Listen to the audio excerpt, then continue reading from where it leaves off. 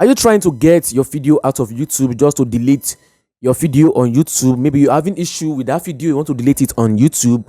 Everything you need to do is to go to your home screen like this. Click on the logo of your channel at the right hand side here. Then you click on YouTube Studio.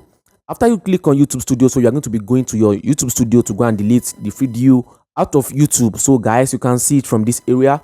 Just click on content. After you click on content, you're going to be seeing the list of videos on your channel. As we are deleting this one, click on this three vertical dot here.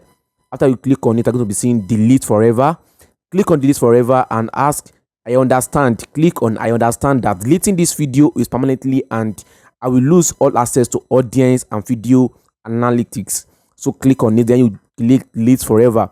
After you click delete forever, so guys, the video is out of YouTube. But guys, it's not advisable to delete video out of YouTube like that. So check my channel. I'm going to be dropping a video on why you don't need to delete your video on YouTube. So what you can do instead of deleting your video out of YouTube. Before I call it a day on this video, give the video a thumbs up, like, go to that comment section, react on this video, and don't forget to do what? Click on subscribe, guys.